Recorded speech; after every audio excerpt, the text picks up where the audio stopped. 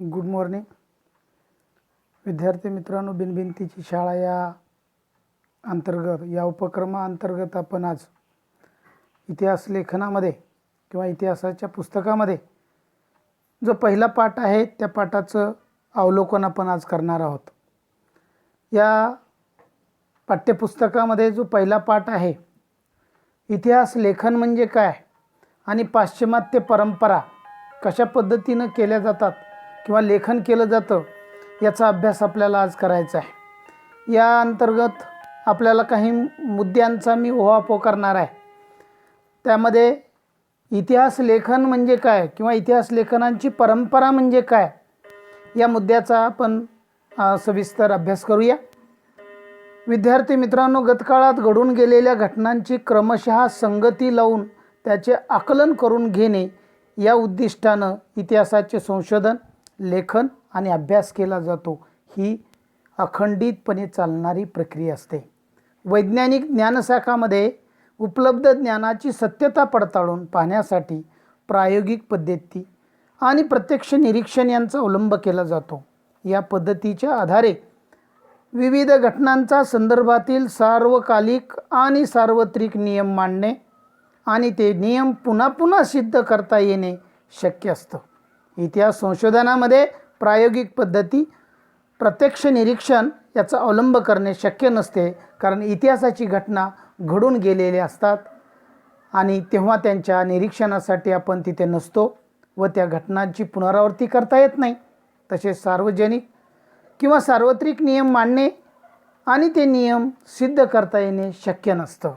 सर्वप्रथम ऐतिहासिक दस्तऐवज लिहिण्यासाठी ज्या भाषेचा आणि लिपीचा वापर केला गेला असेल त्याचे वाचन करण्यासाठी आणि त्याचा अर्थ समजण्यासाठी ती भाषा आणि लिपी जाणणाऱ्या तज्ज्ञांची आवश्यकता असते। त्यानंतर अक्षरवाटिका म्हणजे अक्षरांचे वळण, लेखकांची भाषाशैली, वापरलेल्या कागदांच्या निर्मितीचा काळ आणि कागदांचा प्रकार, अधिकारदर्शक मुद्रा यासारख्या विविध गोष्टींच्या जाणकार संबंधित दस्तऐवज अस्सल आहे की नाही हे ठरवण्यास मदत करू शकतात। त्यानंतर इतिहास तज्ज्ञ ऐतिहासिक संदर्भामध्ये तौलनिक विश्लेषणाच्या आधारे दस्तऐवजातील माहितीच्या विश्वासार्हतेची पडताळणी करू शकतात आणि इतिहास संशोधन पद्धती कशी केली जाते याचा प्रत्यक्ष पुरावा मी तुमच्या समोर देणार आहे। ऐतिहासिक संशोधन पद्धती करत असताना या ऐतिहासिक संशोधन पद्धतीमध्ये इतिहासाची मांडणी करत असताना विद्यार्थी मित्रांनो, विज्ञानामध्ये प्रत्यक्ष निरीक्षण करून प्रात्यक्षिक करून प्रयोग मांडले जातात, परंतु इतिहास संशोधन पद्धतीमध्ये उपलब्ध ऐतिहासिक माहितीचे संदर्भ तपासणं, ऐतिहासिक माहितीचं संकलन आणि ऐतिहासिक बदलांना कारणीभूत असणाऱ्या प्रक्रियेचं स्वरूप अधोरेखित करणं, त्याचं तौलनिक विश्लेषण करणं, विशिष्ट ऐतिहासिक घटनांचा उपलब्ध माहितीच्या स्थलकालात्मक संदर्भ तसेच ऐतिहासिक अभ्यास पद्धतीचा विविध संकलनात्मक चौकटीचं आकलन करून घेणं, ऐतिहासिक संदर्भ शैली निगडीत योग्य प्रश्नांची मांडणी करणं, संभाव्य परिकल्पना मांडणं, इतिहासाच्या साधनांचे चिकित्सक संशोधन करणं ही इतिहासाची संशोधन पद्धती आहे। आणि हे इतिहासाची मांडणी करत असताना या सर्व मुद्द्यांचा आपल्याला अभ्यास करावा लागतो। म्हणून इतिहास संशोधन सहाय्यभूत होणाऱ्या विविध ज्ञानशाखा व संस्था आहेत। उदाहरणार्थ पुरातत्व, अभिलेखागार, हस्तलिखितांचा अभ्यास, पुराभिलेख, अक्षरवाटिकाशास्त्र, भाषा रचनाशास्त्र, नाणकशास्त्र, वंशावळीचा अभ्यास इत्यादी। त्याच्या पुढचा आपल्याला मुद्दा घ्यायचा इतिहास परंपरा। इतिहास लेखनाची परंपरा ज्या काळामध्ये सुरुवात झाली, इतिहास उपलब्ध पुराव्याच्या चिकित्सापूर्वक संशोधन करून भूतकाळात घडून गेलेल्या घटनांची मांडणी कशी केली जाते हे आपण पाहिलं। अशी मांडणी करण्याच्या लेखन पद्धतीला इतिहास लेखन असे म्हणतात। अशा प्रकारे इतिहासाची चिकित्सकपूर्व मांडणी करणाऱ्या संशोधकाला इतिहासकार असे म्हटले जाते। अर्थातच इतिहासाची मांडणी करताना भूतकाळात घडून गेलेल्या प्रत्येक घटनेची नोंद घेणे आणि तिथे ज्ञान करून देणे इतिहासकाराला शक्य नसते। इतिहासाची मांडणी करताना इतिहासकार भूतकाळातल्या कोणत्या घटनांची निवड करतो हे त्याच्या वाचकापर्यंत काय पोहोचवायचे आहे यावर अवलंबून असते. निवडलेल्या घटना आणि त्याची मांडणी करताना अवलंबलेला वैचारिक दृष्टिकोन या गोष्टी इतिहासकाराच्या लेखनाची शैली निश्चित करतात. जगभरातील प्राचीन संस्कृतीमध्ये अशा प्रकारे इतिहास लेखन करण्याची परंपरा नव्हती, परंतु त्या लोकांना भूतकाळाची जाणीव किंवा जिज्ञासा नव्हती असे म्हणता येणार नाही. वडीलधाऱ्या व्यक्तीकडून ऐकलेल्या पूर्वजांच्या जीवनांचा पराक्रमाच्या गोष्टी पुढच्या पिढीपर्यंत पोहोचवण्याची आवश्यकता त्या काळीही भासत होती. गुहाचित्राद्वारे स्मृतीचं जतन, कहाण्यांचं कथन, गीत आणि पोवाड्याचं गायन यासारख्या परंपरा जगभरातील संस्कृतीमध्ये अति प्राचीन काळापासून अस्तित्वात होत्या. आधुनिक इतिहास लेखनामध्ये त्या परंपरा साधनांचा स्वरूपामध्ये उपयोग केला जात होता. विद्यार्थी मित्रांनो, दुसरा मुद्दा आपल्याला पाहायचा आहे. माहिती आहे का तुम्हाला, असं तुम्हाला प्रश्न विचारलेला आहे. त्याच्यामध्ये वरील चित्रामध्ये हातात ढाल आणि भाला, तुम्हाला मी मुखपृष्ठावरती हे चित्र दाखवलेलं आहे, याचं सविस्तर वर्णन केलेलं आहे. मुखपृष्ठावरती हे चित्र आहे. वरील चित्रामध्ये हातात ढाल आणि भाला घेतलेल्या सैनिकाची शिस्तबद्ध रांग आणि त्यांचं नेतृत्व करणारे सेनानी तुम्हाला दिसत आहेत.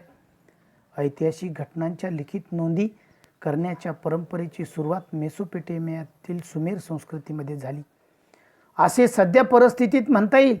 सुमेर साम्राज्यामध्ये होऊन गेलेले राजे, त्यांच्या मधील संघर्षाच्या कहाण्या याची वर्णने तत्कालीन शिलालेखामध्ये जतन केलेली आहेत.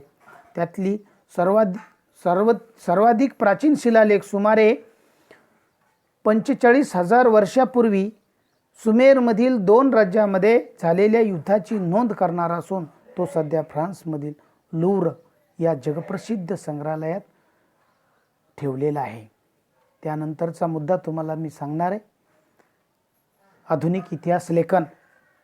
आधुनिक इतिहास लेखनाच्या पद्धती 4 प्रकारच्या असतात. त्याची 4 प्रकारे त्याची वैशिष्ट्ये सांगितली जातात. नंबर 1 ची पद्धत आहे, ही पद्धत शास्त्रशुद्ध आहे. तिची सुरुवात योग्य प्रश्नाची मांडणी करण्यापासून होते. नंबर 2 आहे, हे प्रश्न मानव केंद्रित असतात, म्हणजेच ते भूतकाळातील विविध मानवी समाजाच्या सदस्यांनी विशिष्ट कालावधीमध्ये केलेल्या कृती संबंधी असतात. इतिहासात त्या कृतीचा संबंध दैवी घटना किंवा देवदेवताच्या कथाकहाण्याशी जोडण्याचा प्रयत्न केला जात नाही. नंबर 3, या प्रश्नाच्या इतिहासातील उत्तरांना विश्वासार्ह पुराव्याचा आधार असतो. त्यामुळे इतिहास लेखनाची मांडणी सुसंगत असते. नंबर 4, मानवजातीने भूतकाळात केलेल्या कृतीच्या आधारे मानवजातीच्या वाटचालीचा वेध इतिहासामध्ये घेतला जातो. वरील 4 वैशिष्ट्यामुळे युक्त असलेला आधुनिक इतिहास लेखनाची परंपरेची बीज प्राचीन ग्रीक इतिहासकारांच्या लेखनामध्ये आढळतात. असं मानलं जातं, हिस्ट्री हा शब्द ग्रीक भाषेतला आहे. इसवी सन पूर्व 5व्या शतकामध्ये होऊन गेलेल्या हेरोडोटस हा या ग्रीक इतिहासकाराने तो प्रथम त्याचा द हिस्ट्री या ग्रंथामध्ये शीर्षकासाठी वापरला. त्यानंतरचा मुद्दा तुम्हाला मी सविस्तर सांगणार आहे. युरोपमधील वैज्ञानिक दृष्टिकोनाचा विकास आणि इतिहास लेखन. विद्यार्थी मित्रांनो, इसवी सनाच्या 18व्या शतकाच्या काळापर्यंत युरोपमध्ये तत्त्वज्ञान आणि विज्ञान या क्षेत्रामध्ये लक्षणीय प्रगती झाली. वैज्ञानिक पद्धतीचा उपयोग करून सामाजिक आणि ऐतिहासिक वास्तवांचाही अभ्यास करता येणं शक्य असे असा विश्वास विचारवंतांना वाटू लागला होता. पुढील काळात युरोप, अमेरिकेमध्ये इतिहास आणि इतिहास लेखन या विषयासंबंधी खूप विचारमंथन झालं. इतिहास लेखनामध्ये वस्तुनिष्ठतेला महत्त्व येत गेलं. 18व्या शतकाच्या आधी युरोपमधील विद्यापीठामध्ये सर्वत्र ईश्वरविषयक चर्चा आणि तत्त्वज्ञानासंबंधीचे तत्त्वज्ञान या विषयांनाच अधिक महत्त्व दिले गेले होते. परंतु हे चित्र हळूहळू बदलू लागले. इसवी सनाच्या 1737 मध्ये जर्मनीमधील गॉर्टिंगेन विद्यापीठाची स्थापना झाली आणि या विद्यापीठामध्ये प्रथमच इतिहास हा विषयाला स्वतंत्र स्थान प्राप्त झालं. या पाठोपाठ जर्मनीतील इतर विद्यापीठंही इतिहासाची अभ्यासाची केंद्र बनली. नुसतं आपल्याला भारतीय विचारवंताचा अभ्यास करून चालणार नाही, तर आपल्याला विविध भारतीय इतिहास लेखनामध्ये शास्त्रशुद्ध मांडणी करणाऱ्या काही विचारवंताचा अभ्यास, महत्त्वाच्या विचारवंताचा अभ्यास आपल्याला करावा लागणार आहे. ज्या विचारवंतांनी आपल्या इतिहास लेखनाला हातभार लावला त्यांच्या काही महत्त्वाच्या विचारवंताची माहिती आपण खालील प्रकारे घेऊया. त्यानंतर पहिला तुम्हाला फोटो दाखवत आहे. हा फोटो रेने देकार्त नावाचा इतिहासकार आहे आणि या इतिहास विचारवंताचे विचार आपल्याला पाहिजे आहेत. सर्वप्रथम त्याचा कालखंड सांगतो. त्यांचा कालखंड 1596 इसवी सन 1596 ते 1650 या कालखंडामध्ये या विचारवंतानं कोणता मुद्दा मांडला. इतिहास लेखनासाठी वापरल्या जाणाऱ्या ऐतिहासिक साधनांची विशेषतः कागदपत्राची विश्वासार्हता तपासून घेणं आवश्यक आहे असं मत आग्रहानं मांडणारे विचारवंत म्हणजे रेने देकार्त. हा फ्रेंच तत्त्वज्ञ अग्रभागी होता. त्याने लिहिलेल्या डिस्कोर्स ऑन द मेथड या ग्रंथामध्ये एक नियमशास्त्रशुद्ध संशोधनाचा दृष्टीनं फारच महत्त्वाचा मानला जातो. ते असं म्हणतात, एखादी गोष्ट सत्य आहे असे निसंशयरित्या प्रस्थापित होत नाही तोपर्यंत तिचा स्वीकार कदापि करू नये. हा नियम रेने देकार्त या विचारवंतांनी अतिशय सुंदर असा मांडलेला आहे. म्हणजे कुठल्याही गोष्टीवर विश्वास ठेवायच्या अगोदर आपण ती गोष्ट सत्य आहे की नाही हे आपण पाहिलं पाहिजे आणि नंतरच तिचा स्वीकार केला पाहिजे असे रेने देकार्त असे विचारवंत म्हणतात. दुसरे विचारवंत दाखवतोय तुम्हाला. ते सुद्धा फ्रान्समधलेच आहेत. त्यांचं नाव आहे व्हॉल्टेयर. यांचा सुद्धा कालखंड इसवी सन 1694 ते इसवी सन 1778. व्हॉल्टेयरचं मूळ नाव आहे फ्रान्सवा मरी अरुय असे होते. व्हॉल्टेयर या फ्रेंच तत्त्वज्ञानं इतिहास लेखनासाठी केवळ वस्तुनिष्ठ सत्य आणि घटनांचा कालक्रम एवढ्यावरच लक्ष केंद्रित न करता तत्कालीन समाजाच्या परंपरा, व्यापार, आर्थिक व्यवस्था, शेती इत्यादी गोष्टीचा विचार करणं आवश्यक आहे हा विचार त्यांनी मांडला.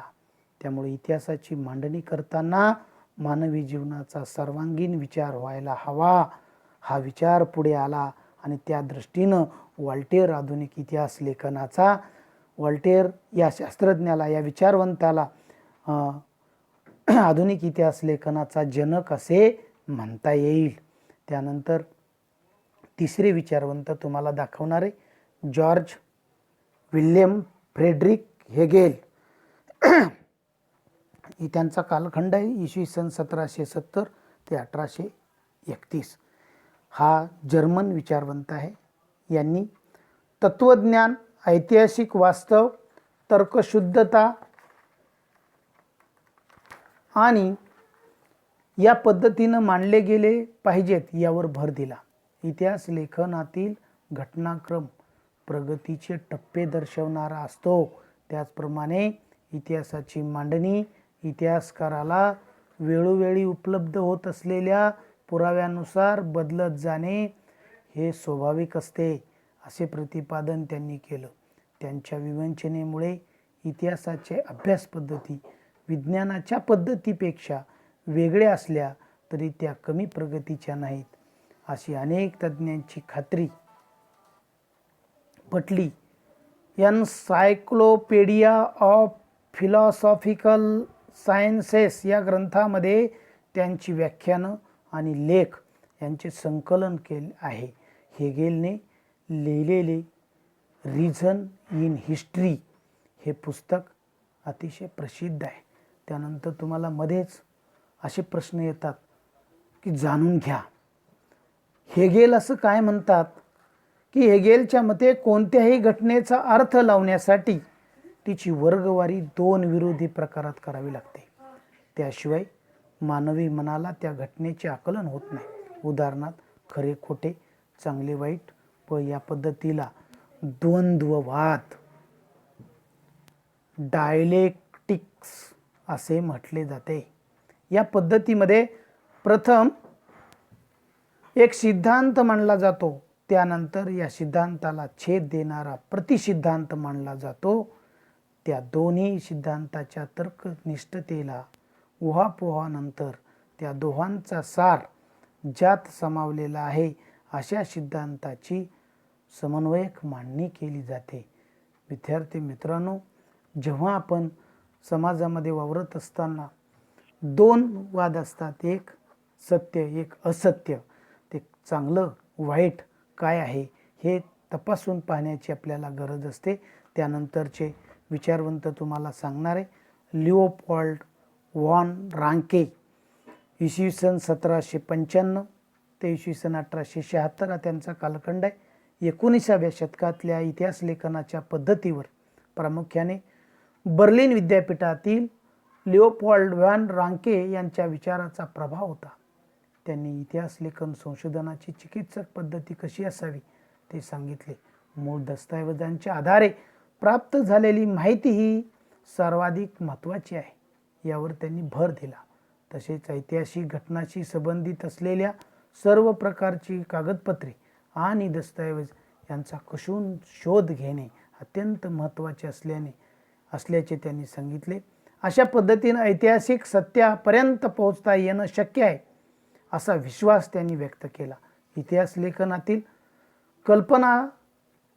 कल्पकतेवर त्यांनी टीका केली. त्यांनी जागतिक इतिहासाच्या मांडणीवर भर दिला. The theory and practice of history आणि the secret of world history या ग्रंथामध्ये त्यांच्या विविध लेखांचे संकलन करण्यात आलेलं आहे. त्यानंतर तुम्हाला मुखपृष्ठावरती आणखी एका विचारवंताचा फोटो मी दाखवला होता, ज्यांचा नाव आहे कार्ल मार्क्स. त्यांचा कालखंड आहे इसवी सन 1818 ते इसवी सन 1883. 19व्या शतकाच्या उत्तरार्धामध्ये कार्ल मार्क्स यांनी मांडलेल्या सिद्धांतामुळे इतिहासाच्या दृष्टिकोनात महत्त्वाचा बदल घडून आला. इतिहासाच्या दृष्टिकोनात महत्त्वाचा बदल घडून आणणारी वैचारिक प्रणाली अस्तित्वात आणली. इतिहास अमूर्त कल्पनांचा नसून जिवंत माणसांचा असतो. माणसामधील नातेसंबंध त्यांच्या मूलभूत गरजा भागवण्यासाठी उपलब्ध असलेल्या उत्पादन साधनांच्या स्वरूपावर व मालकीवर अवलंबून असतात. समाजातील वेगवेगळ्या घटकांना ही साधनं समप्रमाणात उपलब्ध होत नाहीत. त्यातून समाजाची वर्गवार आधारित विषम विभागणी होऊन वर्गसंघर्ष निर्माण होतो. मानवी इतिहास अशा वर्गसंघर्षाचा इतिहास नसून ज्या वर्गाच्या ताब्यात उत्पादनाची साधने असतात तो इतर वर्गाचे आर्थिक शोषण करतो अशी मांडणी कार्ल मार्क्स यांनी मांडली. त्यांचा दास कॅपिटल हा ग्रंथ जगप्रसिद्ध आहे. विद्यार्थी मित्रांनो, जे विचारवंत मी तुम्हाला दाखवलेले आहेत त्या प्रत्येकांचा एक सेपरेट ग्रंथ आहे. जे विचार त्यांनी मांडले ते त्या ग्रंथामध्ये मांडलेले आहेत. म्हणून त्यांच्या कार्ल मार्क्सचा सुद्धा एक ग्रंथ आहे, त्याचं नाव आहे दास कॅपिटल. विद्यार्थी मित्रांनो, 20व्या शतकामध्ये ॲनालस प्रणाली नावाची एक प्रणाली आली. आता हे ॲनालस प्रणाली कोणत्या प्रकारे काय करते त्याची माहिती मी तुम्हाला सांगतो. 20व्या शतकाच्या सुरुवातीला फ्रान्समध्ये ॲनालस नावानं ओळखली जाणारी इतिहास लेखनाची प्रणाली उदयाला आली. ॲनालस प्रणालीमुळे इतिहास लेखनाला एक वेगळी दिशा मिळाली. इतिहासाचा अभ्यास फक्त राजकीय घडामोडी, राजे, महान नेते आणि त्या अनुषंगानं राजकारण, मुत्सद्देगिरी, युद्ध यांच्यावर केंद्रित न करता तत्कालीन हवामान, स्थानिक लोक, शेती, व्यापार, तंत्रज्ञान, दळणवळण, संपर्काची साधनं, सामाजिक विभागणी आणि समूहाची मानसिकता एवढ्या सर्व मुद्द्याच्या आधारे विषयाचा अभ्यास करणं कसं महत्त्वाचं मानलं जाऊ लागलं. आणि हा प्रकार ॲनालस प्रणाली सुरू करण्याचं आणि तिचा विकास करण्याचं श्रेय फ्रेंच इतिहासकारांना दिलं जातं. आणि म्हणून या प्रणालीच्या आधारे तिथल्या सर्व मुद्द्याच्या आधारे ॲनालस प्रणाली अभ्यास करते. विद्यार्थी मित्रांनो, आपण फक्त सर्व विचारवंताचा अभ्यास केला. विचारवंताचा अभ्यास करत असताना बऱ्याच विचारवंतांनी स्त्रीवादी इतिहास, स्त्रियांनी सुद्धा याच्यामध्ये इतिहास लेखन केलेलं आहे. मग हे स्त्रीवादी इतिहास लेखन म्हणजे काय, या मुद्द्याच्या सविस्तर तुम्हाला मी सांगतो. स्त्रीवादी इतिहास लेखन म्हणजे स्त्रियांच्या दृष्टिकोनातून केलेली इतिहासाची पुनर्रचना. सिमॉन दे बोव्वार या फ्रेंच विदुषीने स्त्रीवादाची मूलभूत भूमिका सिद्ध केली. स्त्रीवादी इतिहास लेखनामध्ये स्त्रियांचा अंतर्भाव करण्याबरोबर इतिहास लेखनाच्या क्षेत्रातील पुरुष प्रधान दृष्टिकोनाचा पुनर्विचार करण्यावर भर दिला गेला. त्यानंतर स्त्रियांच्या आयुष्याशी निगडीत नोकरी, रोजगार, ट्रेड युनियन, त्यांच्यासाठी काम करणाऱ्या संस्था, स्त्रियांचं कौटुंबिक आयुष्य यासारख्या विविध पैलूंचा सविस्तर विचार करणारे संशोधन सुरू झालं. 1990 नंतर स्त्री हा एक स्वतंत्र सामाजिक वर्ग मानून इतिहास लिहिण्यावर भर दिला गेलेला आपल्याला दिसतो. म्हणून स्त्रियांचं सुद्धा इतिहास लेखन अतिशय महत्त्वाचं आहे. त्यानंतर शेवटचा विचारवंत तुम्हाला सांगतो. त्यांचं नाव आहे मायकेल फुको. मायकेल फुको इसवी सन 1926 ते इसवी सन 1984 हा त्यांचा कालखंड आहे. 20व्या शतकातील फ्रेंच इतिहासकार मायकेल फुको यांच्या लेखनातून इतिहास लेखनाची एक नवी संकल्पना पुढे आली. त्यांच्या आर्किओलॉजी ऑफ नॉलेज या ग्रंथामध्ये त्यांनी इतिहासाची कालक्रमानुसार अखंड मांडणी करण्याची पद्धत चुकीची आहे अशी प्रतिपादन केलं. पुरातत्वामध्ये अंतिम सत्यापर्यंत पोहोचणं हे उद्दिष्ट नसून भूतकाळातील स्थित्यांतरांचे स्पष्टीकरण देण्याचा प्रयत्न असतो याकडे त्यांनी लक्ष वेधलं. फुको यांनी इतिहासातील स्थित्यांतराचं स्पष्टीकरण देण्यावर भर दिला. म्हणून त्यांनी या पद्धतीला ज्ञानाचे पुरातत्व असे म्हटले. इतिहासकारांनी पूर्वी विचारात न घेतलेल्या मनोविकृती, वैद्यकशास्त्र, तुरुंग व्यवस्था यासारख्या विषयाचा त्यांनी इतिहास दृष्टिकोनातून विचार केला आणि म्हणून आधुनिक इतिहास लेखनाची व्याप्ती अशा रीतीने सतत विस्तारित गेली. साहित्य, स्थापत्य, शिल्पकला, चित्रकला, संगीत, नृत्यकला, नाट्यकला, चित्रपट निर्मिती, दूरदर्शन यासारख्या विविध विषयाचं स्वतंत्र इतिहास लेखन लिहिलं जाऊ लागलं.